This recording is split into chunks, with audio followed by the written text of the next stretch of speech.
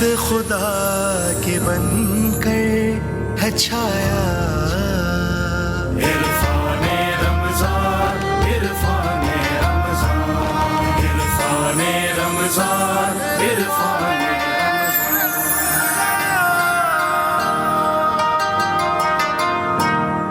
غانمن خوش آمدید. آج میں وقت ضائع کیے بغیر موضوع پہ اور سوال پہ آنا چاہتا ہوں. مفتی شاہ حسین قرطیزی صاحب، یوم الفرقان کیوں کہتے ہیں غزوہ بدر کو؟ کس طرح سے یہ فرق کرتی ہے اور کیا آج بھی ہم اس کو ویسے ہی یاد کرتے ہیں جو اس کے یاد کرنے کا حق ہے؟ بسم اللہ الرحمن الرحیم. حضور اکرم صلی اللہ علیہ وبارک وسلم ہجرت کر کے مدینہ منورہ آئے، اور ہجرت سے پہلے ہی ایک کفر اور اسلام کے درمیان فرق تھا جو ہے، اور وہ فرق ابھی تک صحیح طریقے سے واضح نہیں ہوا تھا لوگوں پر جو ہے. حضور اکرم صلی اللہ علیہ وبارک وسلم جس قوت سے اپنا پیغام دیا آپ نے مکہ مکرمہ میں، تو اہل مکہ کے اوپر یہ بات واضح ہو گئی کہ یہ الگ چیز ہے اور ہم الگ چیز ہیں.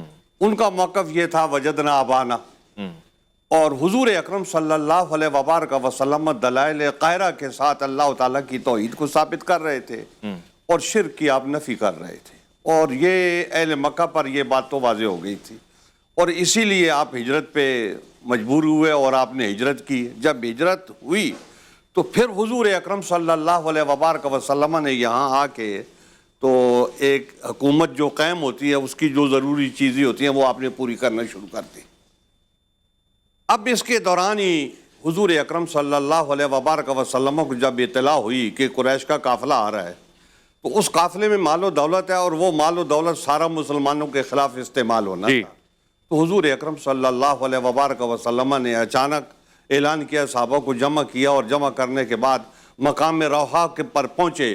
وہاں سارا نظام آپ نے درست کیا، اور درست کر کے تو آپ جب صفرہ میں پہنچے تو آپ کو حکم ہوا کہ دو چیزیں ہیں آپ کے سامنے، ادھر تو قافلہ ہے اور ادھر قریش ہے. حضور اکرم صلی اللہ علیہ وبارک وسلم نے مال کو چھوڑ کے افراد کو اختیار کیا کہ ان کے اوپر کامیابی ہمیں حاصل ہو جائے تو کامیابی ہو جائے گی. جبکہ وہ آسان تھا شاید. جی ہاں، وہ آسان تھا. حضور اکرم صلی اللہ علیہ وبارک وسلم نے وہ نظام قائم کر کے تو پھر آپ نے مقابلہ کیا. مقابلہ تھا نہیں بظاہر، ایک طرف 1000 آدمی ہیں، دوسری طرف سے 313 ہیں، تو بظاہر افرادی قوت کے لحاظ سے، اسلحے کے لحاظ سے مقابلہ نہیں ہے. لیکن حضور اکرم صلی اللہ علیہ وبارک وسلم کے جو ماننے والے تھے وہ بلندیوں پر پہنچے ہوئے تھے، وہ دین کی محبت اور جس جذبے سے وہ سرشار تھے تو ان کا مقابلہ ہو نہیں سکتا تھا. حضور اکرم صلی اللہ علیہ وبارک وسلم نے اس دن دونوں لشکروں کو جب آپس میں مقابلے میں دیکھا اور دونوں نے اپنی قوت آزمائی کی، اللہ تعالیٰ نے کمزور ہونے کے باوجود مسلمانوں کو فتح دی. اب اس فتح سے ہوا کیا کہ پورے عرب پہ حق واضح ہو گیا کہ حضور اکرم صلی اللہ علیہ وبارک وسلم جو دین لے کے آئے ہیں، اسلام لے کے آئے ہیں، تو وہ غالب ہونے والا ہے. تو لوگوں کے سامنے یہ باتیں آتی تھیں کہ یہ دیکھو یہ 313 مسلمان تھے اور یہ اتنے کافر تھے، اور اس طریقے سے ان کو جو ہے نا ذلت آمیز شکست ہوئی ہے. تو لوگوں نے یہ سمجھا کہ وہ جو مسلمان کہتے ہیں کہ اللہ رب العزت ہے اور وہی شکست دیتا ہے، وہی فتح دیتا ہے، تو اس کے 313 بندے تعداد میں کم تھے، اس نے ان کو فتح دی ہے. تو اس لحاظ سے اہل عرب کے اوپر اس وقت یہ بات واضح ہو گئی کہ مسلمان حق پر ہیں، اور یہ مسلمان ہیں اور یہ کفار ہیں، دو الگ الگ صفوں میں کھڑے ہو گئے. ٹھیک ہے. تو اس لحاظ سے شناخت ہو گئی اسلام کی پورے عرب پر، اور اب ہر آدمی جو ہے وہ اس طرف مائل ہونے لگا کہ اسلام کو سمجھا جائے، کہ اسلام کا جو پیغام ہے اس کے اوپر غور کیا جائے، اور وہ غور و فکر شروع ہو گیا. تو اس لحاظ سے یہ یوم الفرقان ہے کہ حق اور باطل کے درمیان، عام لوگوں کے درمیان بھی یہ فرق واضح. علامہ سید ظہیر الحسن صاحب، عالم اسباب ہے اور وہ بھی اسباب ظاہری. نظر یہ آتا ہے کہ 313 کی تعداد تو بہت کم ہے بمقابل 1000 کے، اور پھر ہتھیار اور اسلحہ اور پھر دیگر چیزیں. تو پھر کس طرح سے فتح مقدر میں آئی، اور پھر وہ معاملہ کیا تھا، اور 3 بہادر سید الاشجاع کا مقابلے میں اترنا کیا مناظر تھے؟ اعوذ باللہ من الشیطان الرجیم. بسم اللہ الرحمن الرحیم. اللہم صلی علی محمد وآل محمد وعجل فرجہم الشریف. دیکھیے، اگر ہم نے بدر کے اندر جو مسلمانوں کی فتح ہے اس کو دیکھنا ہو، بسائڈ یہ کہ اللہ رب العزت نے لقد نصر اللہ ببدر کہہ دیا تھا کہ میں نے خود جو ہے نا تمہاری مدد کی ہے، 1000 فرشتوں کو بھیجا ہے، اور وہ ایک الگ بحث ہے کہ وہ فرشتے جو ہے وہ تشویق کرنے کے لیے آئے تھے یا اسلحہ لے کر آئے تھے اور انہوں نے خود جنگ میں حصہ لیا یا نہیں لیا ہے. لیکن بیسکلی اگر اس بدر کے معرکے کو دیکھنا ہو، غزوہ کو دیکھنا ہو، تو اس کو اس طرح سے دیکھنا چاہیے کہ جتنی تھیوری اسلام کے اندر اللہ رب العزت نے رسول خدا محمد مصطفیٰ صلی اللہ علیہ وآلہ وسلم کے ذریعے مسلمانوں کو پڑھائی تھی، جو ان کو بتایا تھا، جو ان کو سمجھایا تھا، جو ان کے اندر جذبہ ایمانی کو روشن کیا تھا، تو بدر کے اندر در حقیقت اس کی پریکٹیکل جو ہے نا وہ اگزامپل سامنے دکھانے کے لیے کہ اگر جذبہ شہادت ہے اب اس کو پریکٹیکل کر کے بھی تو دکھاؤ نا. حقیقت ہے. وقت الا الذین آمنوا نہیں ہے، وہ عاملوا الصالحات ہے.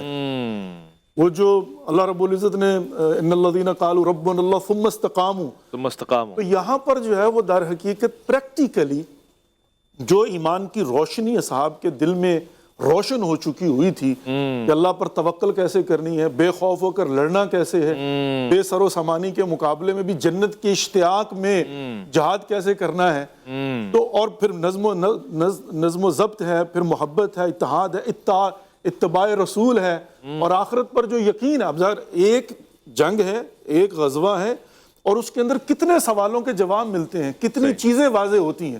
تو پریکٹیکلی در حقیقت جو ہے نا میں یہ کہوں گا کہ تھیوری کے بعد پہلا تھا کہ جہاں پر پریکٹیکلی حتیٰ کفار کو بھی اس وقت پتہ ہے، مشرکین کو بھی اسی وقت پتہ چلا کہ مجھ میں اور اس میں، فرقان کی تشریح بڑی پیاری کی، لیکن پتہ چلا کہ اس میں اور ان میں فرق کیا ہے. وہ کہتے ہیں یہ صاحب ایمان ہے اور میں کافر ہوں، تو فرق کیا ہے؟ فرق یہ ہے کہ کافر ہو تو شمشیر پہ کرتا ہے بھروسہ، مومن ہو تو بے تیغ بھی لڑتا ہے سپاہی.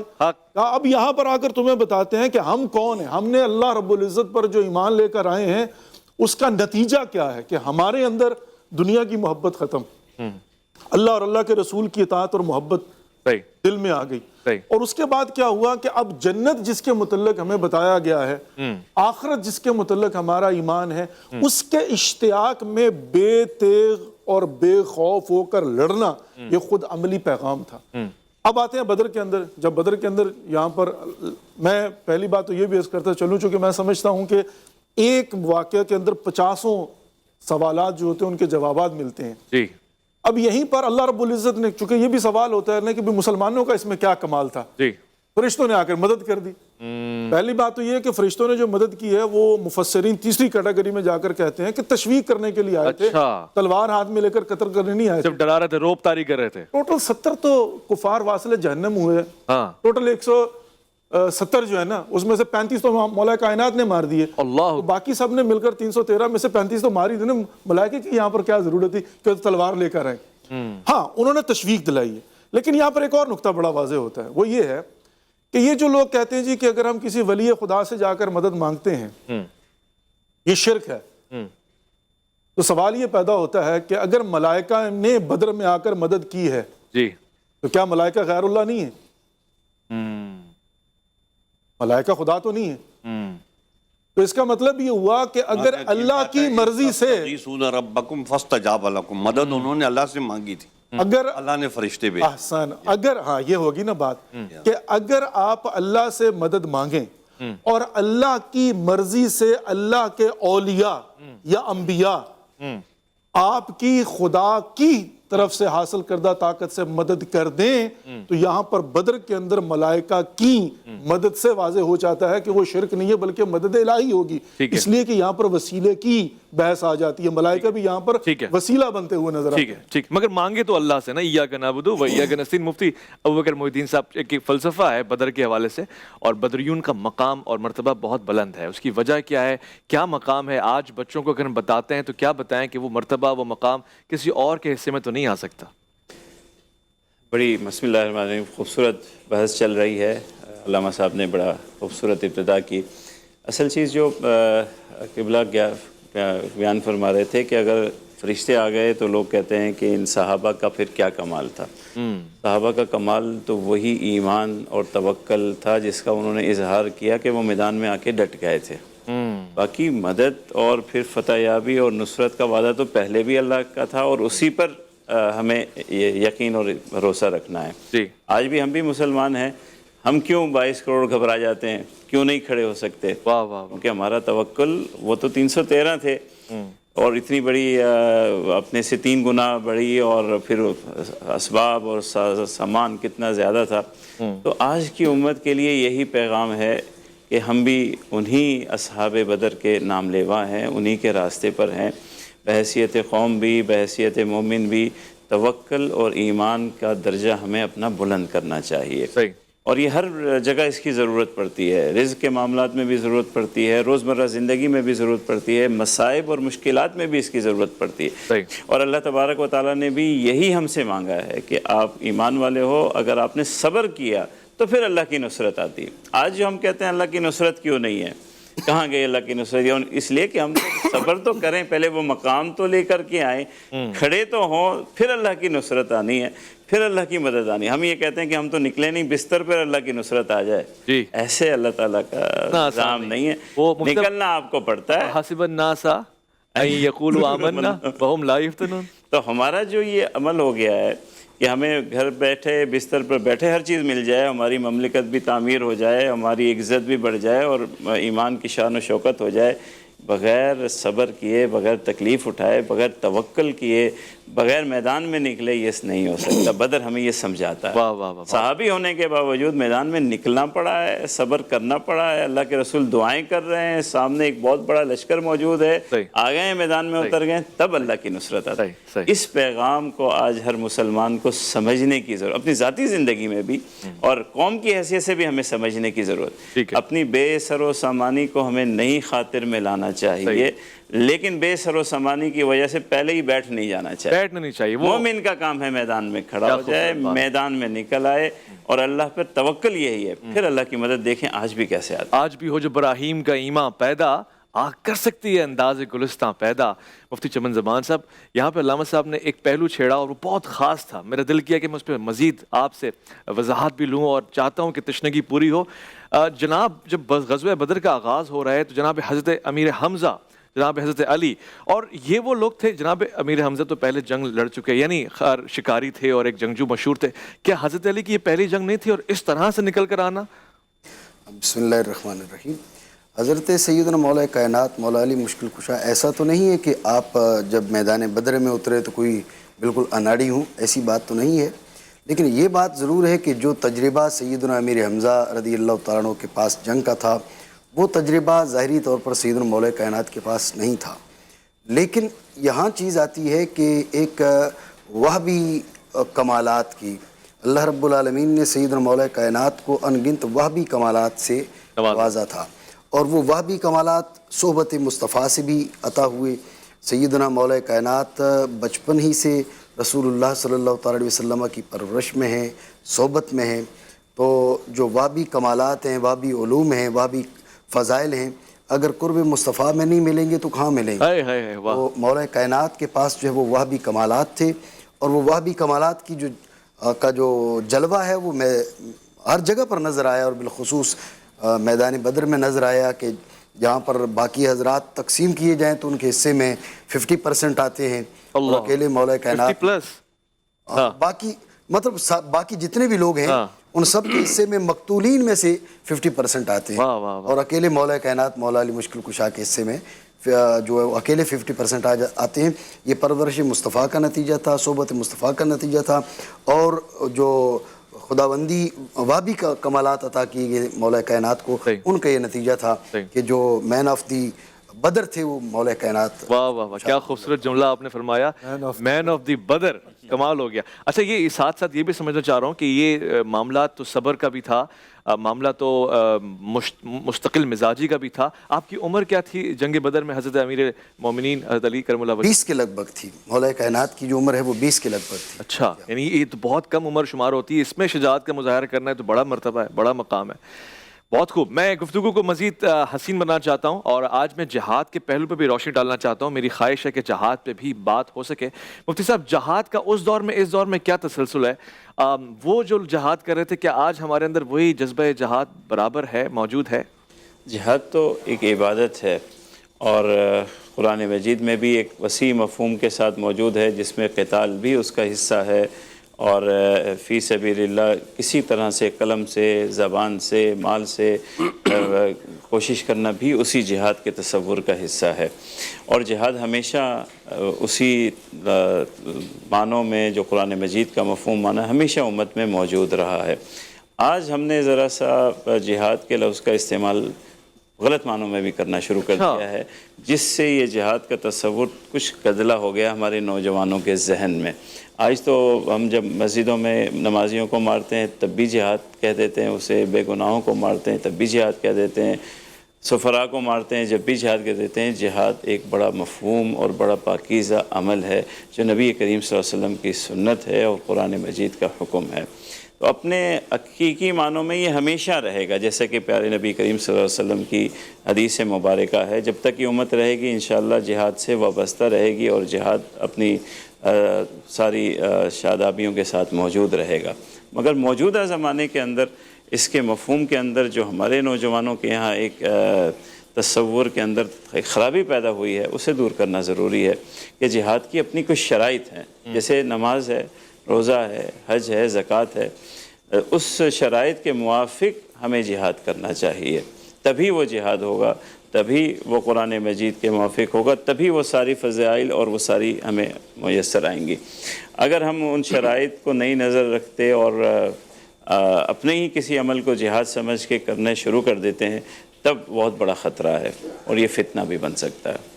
اچھا، بہت خوبصورت۔ میں مفتی صاحب اس پہ آپ کی بھی تھوڑی سی توجہ چاہتا ہوں، یہ فرشتوں کا اترنا تشبیہاً تھا یا واقعاً وہ اس میں حصہ لے رہے تھے، جنگ میں شامل تھے، جہاد میں شامل تھے؟ بسم اللہ الرحمن الرحیم۔ بات یہ ہے کہ ہمارے یہاں دو طبقات ہیں اس حوالے سے۔ ایک طبقے کا موقف تو یہی ہے کہ انہوں نے جہاد میں حصہ لیا ہے، اور اس میں کچھ لفظ بھی آتے ہیں کہ اقدم یا خیزوم، تو اس سے استدلال بھی کرتے ہیں کہ وہ گھوڑوں پہ بیٹھے ہوئے میدان جنگ میں تھے۔ تو بعض حضرات یہ کہتے ہیں کہ قرآن حکیم فرقان حمید نے خود کہا ہے کہ وہ تمہاری تائید و نصرت کے لیے ہیں، تو گویا ان کی ایک روحانی برکات جو ہیں وہ تمہارے ساتھ رہیں گی۔ صحیح۔ جب فرشتوں کا لشکر اترتا ہے تو وہ اللہ تعالیٰ کی ایک نوری اور پاکیزہ مخلوق ہے، تو اس پاکیزہ مخلوق کا اثر جو ہے وہ مسلمانوں کے اوپر ہوتا ہے، تو مسلمانوں کا جذبہ جہاد جو ہے وہ اور بڑھتا ہے، صحیح، اور ان میں قوت آتی ہے۔ تو اس طریقے سے وہ پوری تنگدئی سے جو ہے نا اور قوت سے جو ہے نا وہ لڑائی کرتے ہیں، تو اللہ تعالیٰ ان کی مدد اس معنی میں کرتا ہے۔ ٹھیک ہے۔ کیونکہ اللہ تعالیٰ جب مدد کرتا ہے تو وہ پوشیدہ طریقے سے کرتا ہے۔ یہ وہ کہتا ہے کہ مجھ ہی سے مدد مانگو، لیکن جب وہ کرتا ہے تو وہ پوشیدہ طریقے سے کسی کے ذریعے سے کرتا ہے، براہ راست خود آ کے نہیں کرتا۔ اب یہاں پر بدر میں قرآن حکیم میں بہت سرات کے ساتھ موجود ہے فرشتوں کا نزول ہو، تو اب وہ ان کا فرشتوں کا نزول اور ان کی تائید جو ہے وہ ظاہر مسلمانوں کو حاصل تھی، لیکن ایک بڑا طبقہ وہ یہ کہتا ہے کہ قتال ان کا کام نہیں تھا، قتال جن کے اوپر فرض تھا وہ انہی کا تھا، ان کی وجہ سے قوت مسلمانوں کو ضرور فراہم ہوئی ہے۔ کس طرح کی قوت؟ قوت اس طریقے سے فراہم ہوتی ہے کہ ایک تو بظاہر کو اسلحہ کو دے دے تو وہ فراہم ہوتی ہے، اچھا، ایک یہ ہوتا ہے کہ روحانی طور پہ دل کو تقویت پہنچتی ہے۔ خوب، ٹھیک ہے۔ تو اس نوری مخلوق کے آنے سے روحانی طور پہ مسلمانوں کے دلوں کے اندر جو طاقت تھی وہ اور زیادہ ہوگی۔ ٹھیک ہے، ٹھیک ہے۔ اور اس جذبے کے ساتھ انہوں نے جہاد کیا اور اللہ تعالیٰ نے ان کو فتح مدد فرمائی۔ ٹھیک ہے، ایک آخری منٹ میں وفد بھی جا رہا ہوں، ظاہر فرشتے آئے ہوں گے، کیا مسلمان صحابہ کرام ان کو دیکھ سکتے تھے؟ کوئی شکل صورت ان کی تھی؟ اگر تو یہ مان لیا جائے کہ قلبی طور پر انہوں نے صرف ان کو تشویق دلانا تھی، تو ضروری نہیں ہے کہ وہ سامنے آ کر ہی آپ کو تشویق دلائیں، وہ قلبی طور پر آپ کے ایمان کو جو ہے نا مضبوط کر رہے ہیں، اور آپ کے قلب کے اوپر جو ہے نا وہ اس کا اثر محسوس ہو رہا ہے۔ اور دوسری بات یہ ہے کہ ملائکہ کو دیکھنے کے لیے اگر اللہ رب العزت چاہے تو دیکھا بھی جا سکتا ہے۔ اگر انسان کو لگے کہ ہم 313 نہیں ہیں بلکہ 600 ہو گئے ہیں یا 1000 کا اضافہ ہو گیا ہے اور 1313 ہو گئے، تو اس سے بھی انسان کو جو ہے نا تقویت ملتی ہے۔ یہ تو جزیات ہیں۔ میں اگر آپ اجازت دیں تو جہاد کے حوالے سے صرف ایک بات عرض کرنا چاہتا ہوں، آپ اس پہ گفتگو کریں۔ ایک مختصر سے وقفہ خواتین و حضرات زنمن ہم لے رہے ہیں، لوٹ کر آئیں گے، ہم جہاد کے پہلو پہ بھی بات کریں گے اور بدریون کو بھی گفتگو میں شامل رکھیں گے۔ آپ نے لوٹ کر آنا ہے، عرفان رمضان میں آپ کا انتظار ہے۔ چھایا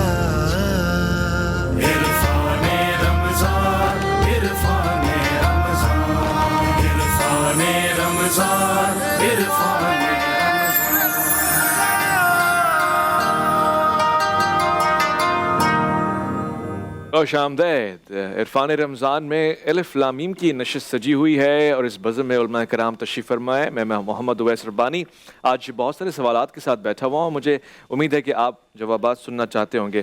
علامہ صاحب، جہاد اکبر اور جہاد اصغر میں کیا فرق ہے؟ یہ جس طرف روانہ ہوئے اس میں اور بھی دیگر قربانیاں تھیں، یعنی تنگ دست ہونا، وسائل کا محدود ہونا، اس کے باوجود جنگ میں اترنا آج کے زمانے سے کس حد تک مطابقت رکھتا ہے؟ سب سے پہلے تو جو جہاد اکبر اور جہاد اصغر میں فرق ہے وہ خود نبی رحمہ محمد مصطفیٰ صلی اللہ علیہ وآلہ وسلم جب مجاہدین واپس آئے تو فرمایا کہ مرحباً بکم، خوش آمدید، تم جہاد اصغر سے واپس آئے ہو، اب تمہیں جہاد اکبر کرنا ہے.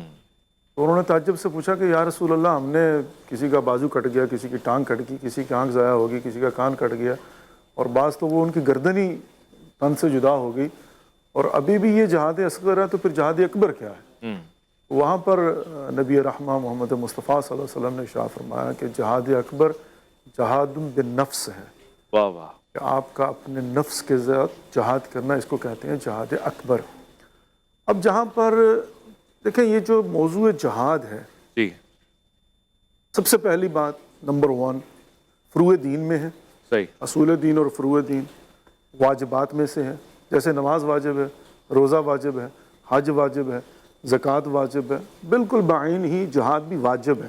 صحیح. اس کا انکار نہیں کیا جا سکتا. اچھا، یہ ایک ذہن میں رکھ لیں. اب آگے آتے ہیں کون سی قسم، کس طرح کا جہاد. جہاد کی قسمیں ہیں، تمام تر نوع قسم جو ہے وہ واجب ہے. اچھا. حتیٰ قتال. یہ بعض اوقات انسان جو ہے نا، وہ آج کل کے زمانے میں 2022 کے اندر بیٹھ کر ہم جب بات کرتے ہیں انکار کر دیتے ہیں، نہیں یہ قتل و غارت گری سے ہمارا کوئی تعلق نہیں ہے. بھائی کیوں نہیں ہے؟ مینا کے اندر حاجی جو ہے نا وہ احرام پہن کر ضیف اللہ ضیوف الرحمان بن کر جو ہے نا وہ بکرے کو گرا کر سنت ابراہیم پر گردن کاٹ رہے ہوتے ہیں چھری کے ذریعے، تو وہاں پر خون نکالا جاتا ہے، قربانی ہے. وہ اس قربانی کی مثال کے طور پر. اب ظاہر ہے یہاں سے پتہ چلتا ہے کہ یہ خون ریزی جو ہے نا وہ اگرچہ اللہ کی راہ میں دمبے کو ذبح کرنا ہو یا کسی مشرک کو، منافق کو، کافر کو کرنا ہو، تو وہ اس سے انکار نہیں کر سکتے. آج میں یہ نہیں کر سکتا نہیں جی اس سے ہمارا کوئی تعلق نہیں ہے. تعلق ہے، ہمارا بندوق سے بھی تعلق ہے، ہمارا تلوار سے بھی تعلق ہے، ہمارا گردنیں اڑانے سے بھی تعلق ہے، گردنیں اڑوانے سے بھی تعلق ہے، ہر چیز سے تعلق ہے. لیکن جس طرح سے نماز کی شرائط ہیں، وضو میں ہونا چاہیے، آپ کو جگہ پاک ہونی چاہیے، غصبی نہ ہو، روح بے قبلہ ہو کر نماز پڑھنی ہے آپ نے، جس طرح سے آپ کی فقہ نے آپ کو بتائی اس کے حساب سے، کوئی ہاتھ باندھ کر کوئی ہاتھ کھول کر اس کا ایک پیٹرن بتا دیا. کہ اسی طریقے سے ہر کوئی شخص بندوق اٹھا کر جہاں چاہے، جس کو چاہے، جیسے چاہے مرنے مارنے پر تل جائے، وہ جہاد نہیں ہے، وہ شکل جہاد ہے. صحیح. جہاد جو بشرط ہے وہ بشروط ہے. اب یہاں پر سب سے پہلی بات جو بدر کی بات کی جاتی ہے اس میں اور آج تک میں حضرت ابراہیم علیہ السلام کی آپ نے بڑی پیاری خوبصورت بات کی، اور آج بھی ہمارا عقیدہ ہے کہ تم آج بھی کردار موسیٰ علیہ السلام کو پیدا کرو. آج بھی پروردگار نمرود، آتش نمرود کو تمہارے لیے گلے گلزار بنا دے گا. اگر ابراہیم علیہ السلام کا بنو نا، وہ کوالٹیز پیدا کرو نا. اگر کوئی شخص کہ وہ تو خلیل خدا تھے، بھائی وہ خلیل خدا تھے، اگر یہ مان لیا جائے کہ وہ یک طرفہ انتخاب پروردگار تھے، تو پھر معذرت کے ساتھ پھر یہ سوال پیدا ہے کہ ان کا کمال کیا ہوا. لیکن پروردگار نے ان انوار مقدسہ کو لباد بشریت میں بھیجا تاکہ دنیا کو پتہ چلے کہ یہ بھی تمہاری طرح کھاتے ہیں، پیتے ہیں، اڑتے ہیں، بیٹھتے ہیں، سوتے ہیں، جاگتے ہیں، چلتے ہیں، پھرتے ہیں. ان کی بھی لیمیٹیشنز ہیں. صحیح. یہ بھی جو ہے نا وہ چھت سے چھلانگ لگا کر بچ نہیں سکتے، اللہ یہ کہ وہ آتش نمرود سے پروردگار بچائے. تو یہاں سے یہ پتہ چلا کہ ان کا کردار ہمارے لیے ہر زمانے میں، آپ آج کے زمانے کے اندر اس زمانے کی کوالٹیز کو سامنے رکھتے ہوئے حضرت موسیٰ کا کردار ادا کرے، پروردگار پھر وہی نہ کرے، تو یہ بے انصافی ہوگی. جہاد کے حوالے سے بھی یہی ہے. وہاں پر کیا ہے؟ وہاں پر جو جہاد کی قیادت کرنے والے ہیں وہ نبی پاک محمد مصطفیٰ صلی اللہ علیہ وسلم. تو جس کا مطلب یہ ہوا کہ یہاں پر فقط مجاہدین نہیں بلکہ امیر المجاہدین کے اندر بھی کردار نبی خدا محمد مصطفیٰ. لاہور اور اس کے مضافات میں فقہ جعفریہ کے مطابق اذان مغرب کا وقت ہوا چاہتا ہے. بالکل ہماری فقہ مطابق جب تک ہمارا مجتہد مرجع دلائل کے ذریعے فتویٰ نہیں دے دیتا، ہمارا کوئی مولوی، کوئی عام شخص جو ہے نا وہ اٹھ کر جہاد کا اعلان نہیں کر سکتا. حاکم وقت بھی دے گا تب بھی آپ نہیں جائیں گے. یہ تو ایک الگ بات شروع ہو جائے گی کہ حاکم وقت جو ہے نا وہ حاکم وقت کی مشروعیت کس چیز کے اوپر ہے. اس نے بندوق کی نوک پر رکھ کر جناب جو ہے نا وہ ریفرینڈم کروا لیا ہوا ہے تو کیا وہ شرعی طور پر امیر المومنین بن سکتا ہے, امیر المجاہدین بن سکتا ہے؟ یہ سوال ہے نا. تو یہاں پر سسٹم کے ذریعے جب جائیں گے تو پتہ چلے گا کہ اس کی اگر مشروعیت قرآن و سنت اور حدیث کے مطابق ہے تو وہ حکم جہاد دے سکتا, وہی نہیں دے سکتا. نہیں دے سکتا. میں سمجھنے کے لیے پوچھ رہا ہوں, ریاست مدینہ کا امیر آج کے دور میں اگر آپ سے کہتا ہے کہ ہم پہ جنگ ہو گئی ہے صادر اور لڑنا ہے, تو کیا آپ مجتہد کے فتوے کا ویٹ کریں گے؟ دیکھیں جہاں تک تعلق ہے, اب آپ نے ریاست مدینہ کی بات کی اور آج کے زمانے کی بات کی ہے. سب سے پہلی بات یہ ہے کہ ریاست مدینہ کے قیام کے اندر وہی ڈھانچہ جو ہے وہ دیکھنا پڑے گا کہ اس کی بنیاد کے اندر موجود ہے یا نہیں ہے. اس پہ تو ٹائم نکل جائے گا نا. نکلے, سمپل سی بات جو ہے نا وہ یہ, میں معذرت کے ساتھ یہ بات عرض کروں گا کہ آپ بات کرتے ہیں ریاست مدینہ کی اور بک جاتے ہیں پتہ نہیں کس چیز کے اوپر, تو یہاں پر آ کر وہ پھر سارا سسٹم جو ہے نا وہ کرنا پڑے گا نا. اچھا, اب اس سسٹم کے تحت اگر اس سسٹم کی مشروعیت قائم ہو جاتی ہے, مشروعیت, اور مشروعیت کے لیے آپ کو جو ہے نا اول سے لے کر آخر تک چلنا پڑے گا. اس کی اگر مشروعیت کام ہو جاتی ہے تو جو حاکم شرعی ہوگا وہ جب حکم دے گا تو اس کے اوپر کرنا پڑے گا عمل اور آپ کو جہاد کرنا ہوگا. ٹھیک ہے. میں حافظ غلام نبی صاحب یہاں بیٹھے ہوئے ہیں, بدر کے حوالے سے ایک کلام بھی سننا چاہتا ہوں, مگر ہاں یا نہ میں جواب لے لوں. مفتی صاحب آپ بھی ویٹ کریں گے کسی مجتہد کا یا آپ حاکم وقت کے اتباع کریں گے؟ بالکل اصول واضح ہے. جو ہمارا مسلمانوں کا حاکم ہے قرآن و سنت کے مطابق جب ہمیں حکم کرے گا جہاد فرض ہو جائے. وہ اولو الامر ہے. بس ٹھیک ہے. قرآن و سنت کے خلاف ہوگا, غلط جگہ ہوگا تو پھر تو اس کی کوئی بھی بات نہیں ماننی, یہ بھی نہیں ماننی. اس کا مطلب ہے کوئی بھی لشکر جو ہے وہ اپنے امیر کے کہنے پر جا کے جہاد شروع کر دے. امیر نہیں, حاکم وقت, ریاست کا حاکم. تو جو لشکر ہوتے ہیں وہ تو بھی اپنے حاکم کو حاکم نہیں کہتے ہیں. جو بات کہہ رہے ہیں وہ آپ ذرا انہوں نے اس میں یہ ایڈ کیا ہے کہ اصول کے مطابق حاکم وقت کا ہی سوال ہوا نا, اولو الامر کی جو اتباع ہے وہ رب کریم اور رب کے حبیب کی نافرمانی میں جائز نہیں ہے. وہ امیر کوئی بھی ہو, اگر شرع شریف کے دائرے کے اندر اس نے کیا تو پھر اتباع کی. اچھا, یہاں پر اب ہم میں اور آپ میں فرق جو ہے نا وہ اولی الامر اس کے اطلاع میں آ جاتا ہے. بھائی واضح ہو گیا کون ہے. ہم ہر کسی فاسق کو فاجر کو اگرچہ وہ حاکم لے کر جو نا حاکم بن چکا ہو, حاکم شرعی نہیں مانتے. ٹھیک ہے, ٹھیک ہے. ان سے مراد جو ہے وہ یار اسی لیے ہم زکوٰۃ نہیں دیتے. تو بھی وہ حاکم تو ہے نا, مسلمانوں کا ایک حاکم تو اس کی اتباع لازم ہے. جہاں اور 50 حکم آپ اس کے مانتے ہیں تو یہ بھی مانتے آپ کو ماننا. ٹھیک ہے. میں اس کو اور پیارا کر دوں. یہ آپ کی فقہ کا حکم ہے, ہم اس میں وہ نہیں کرتے. صحیح ہے. جیسا آپ کیونکہ اسی سے مربوط جو ہے نا یہ معاملہ آ جاتا ہے کہ ہم حکومت کو زکوٰۃ نہیں دیتے. حکومت کو زکوٰۃ نہیں دیتے تھے, لیکن ہم مانعین زکوٰۃ نہیں ہے, یعنی ہم منکرین زکوٰۃ نہیں ہے, مانے ہم زکوٰۃ دیتے ہیں, صحیح ہے, حکومت کو نہیں دیتے. ٹھیک ہے. ٹھیک ہے. میں اس کو یہاں پر بڑا فرق واضح ہوتا ہے نا. لوگ کہتے ہیں شیعہ زکوٰۃ نہیں دیتے, بھائی دیتے ہیں, آپ کی دلیل ہم حکومت کو نہیں دیتے. دلیل کیا آپ کی؟ دلیل ہماری جو ہے نا وہ یہ ہے کہ ہم حاکم وقت کو اگر وہ اس پروسیس سے نہ گزرا ہو تو حاکم شرعی نہیں سمجھتے, حاکم شرعی کو دیتے ہیں. دیکھیں حضرت ابو بکر رضی اللہ تعالیٰ عنہ سے پہلے نبی علیہ السلام حکمران تھے, اور نبی علیہ السلام کی بارگاہ میں زکوٰۃ پیش کی جاتی تھی تاکہ آپ اس کو تقسیم فرماتے. ٹھیک ہے. ٹھیک ہے. پھر حضرت ابو بکر آئے تو ہم ان کو زکوٰۃ دینے لگ گئے جو ہے. تو اب آپ کا کیا مسئلہ ہے کہ آپ یہ کیوں نہیں کرتے؟ حالانکہ قرآن حکیم میں صراحتاً یہ بات ہے, خذ من اموالہم صدقۃ تطہرہم وتزکیہم بہا وصلی علیہم ان صلاتک سکن لہم.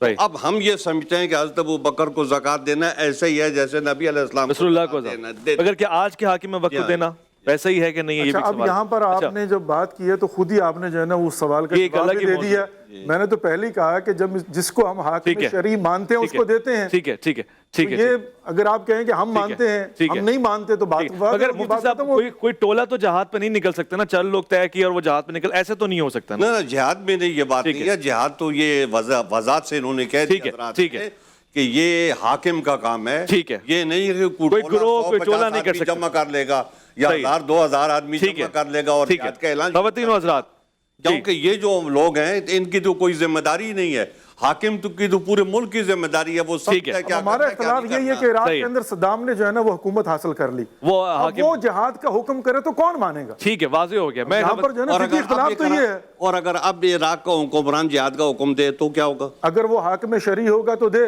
نہ, حاکم شرعی ہے یا نہیں ہے؟ تو وہاں پر بیٹھے ہیں نا مجتہدین, جب تک وہ تائید نہیں کریں گے نہیں مانیں گے. صحیح کہہ رہے ہیں, صحیح کہہ رہے ہیں. اچھا, یہاں پر اگر دو باتیں ہیں, یہ بات بھی ذہن میں رکھیے, ایک ہے جہاد, ایک ہے دفاع وطن.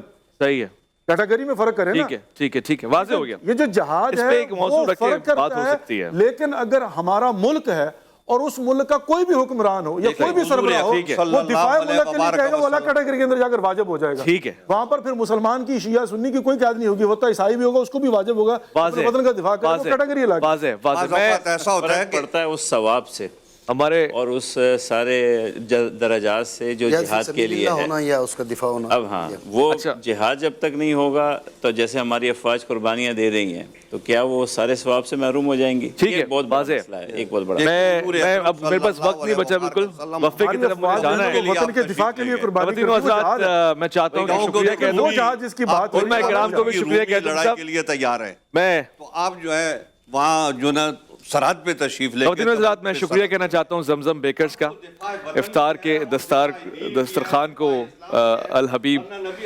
ریسٹورنٹ کا, کہ جنہوں نے اس کو منور کیا, معطر کیا اور ہمارے لیے افطار کا اہتمام یہاں پہ کر رکھا تھا. حاجی حضور بخش کلور صاحب کا میں ان کے لیے مغفرت کے دعا گو بھی ہوں اور طلبگار بھی ہوں. تمام لوگ جو تعاون کرتے رہے اس میں, اس ٹرانسمیشن کو حسین بنانے میں, ان کا بہت بہت شکریہ. اور میں نے زمزم کے حوالے سے بھی کہا کہ بہت بہت شکریہ. میں چاہتا ہوں کہ اب جب میں آپ سے رخصت لوں تو ایک کلام کے اوپر لوں, اور وہ خراج عقیدت ہے, سلام عقیدت ہے پیش کرنا بدریون کو, اصحاب بدر کو, کہ جنہوں نے اتباع کیا, اطاعت رسول میں اپنی جانوں کا نذرانہ بھی پیش کیا, زخم بھی اٹھائے اور ان کا مقام بھی بلند. حافظ غلام نبی صاحب, میں چاہتا ہوں ایک کلام ہم پڑھیں بدریون کے حوالے سے. یقیناً آپ کے پاس کلام موجود ہوگا, ہم اس سے ہی سیدھا جائیں گے. اس کے بعد جب لوٹ کر آئیں گے تو دسترخوان پہ بیٹھے ہوئے ہوں گے. اونچا بہت ہے مرتبہ اصحاب بدر کا, اونچا بہت ہے مرتبہ اصحاب بدر کا.